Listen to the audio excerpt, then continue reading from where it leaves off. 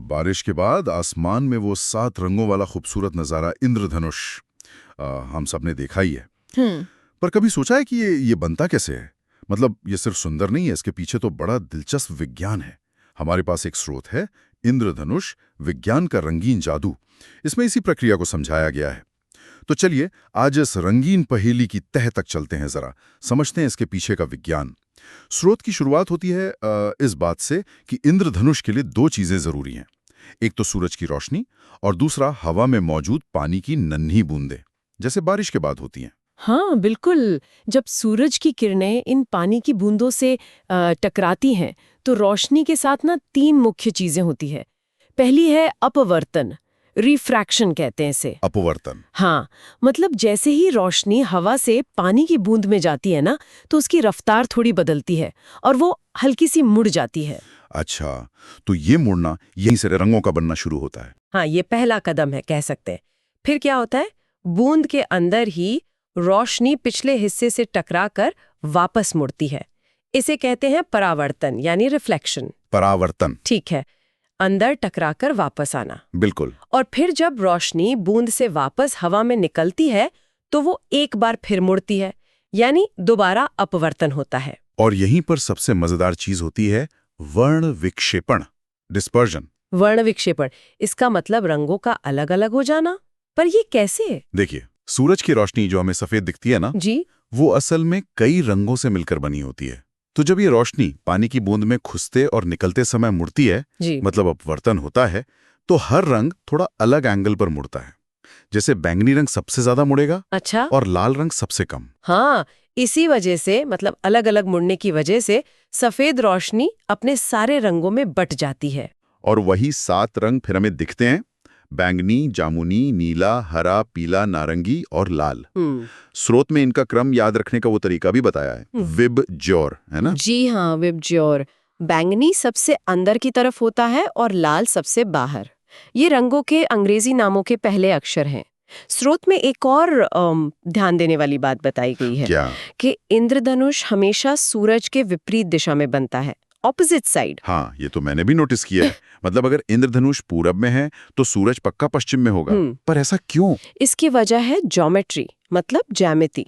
देखिए, रोशनी बूंद से टकराई, अंदर मुड़ी, फिर परावर्तित हुई और जब वो हमारी आंखों तक पहुंचती है तो वो एक खास कोण पर ही ऐसा करती है, करीब 40-42 डिग्री का कोण। अच्छा।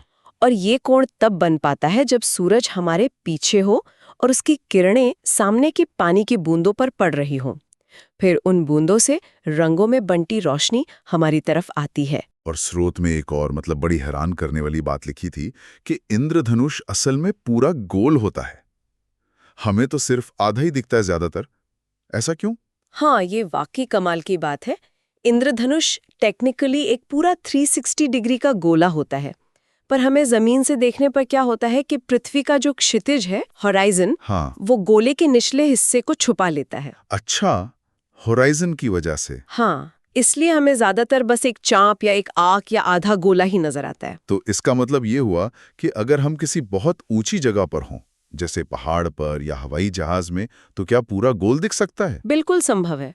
अगर सही परिस्थितियां हो, मतलब नीचे बारिश हो रही हो और सूरज सही कोण पर हो, तो हाँ, ऊंचाई से पूरा गोलाकार इंद्रधनुष दिख सकता है। स्रोत में डबल रेनबो का भी जिक्र है, मतलब दोहरे इंद्रधनुष का। हाँ, मैंने भी देखा है कभी कभी एक हल्का सा दूसरा इंद्रधनुष पहले वाले के ऊपर। उसमें क्या खास होता है? वो तब बनता है जब रोशनी बूंद के अंदर एक बार नहीं बल्कि 2 बार परावर्तित होती है, मतलब 2 बार अंदर टकरा कर लौटती है। 2 बार? हाँ। अच्छा। और इस वजह से मतलब एक एक्स्ट्रा परावर्तन से कुछ रोशनी खो जाती है। इसीलिए दूसरा इंद्रधनुष हमेशा पहले वाले से धुंधला होता है, फीका सा। अच्छा। और क्योंकि रोशनी एक बार ज्यादा घूम गई तो रंगों का क्रम भी उलट जाता है। उलट जाता है? कैसे? मतलब उसमें लाल रंग अंदर की तरफ होता है और बैंगनी रंग बाहर की तरफ, प्राइमरी वाले से एकदम उल्टा। अरे वाह, ये तो बहुत दिलचस्प है। तो मतलब हर बार जब हमें इंद्रधनुष दिखता है, वो असल में लाखों करोड़ों नन्ही बूंदों का खेल है। हर बूंद रोशनी को मोड़ रही है, बिखेर रही है, लौटा रही है। ये कोई जादू नहीं बल्कि फिजिक्स का एक खूबसूरत नजारा है। बिल्कुल सही कहा। ये अपवर्तन, परावर्तन और वर्ण विक्षेपण का मिला-जुला नतीजा है, प्रकृति का अद्भुत प्रदर्शन।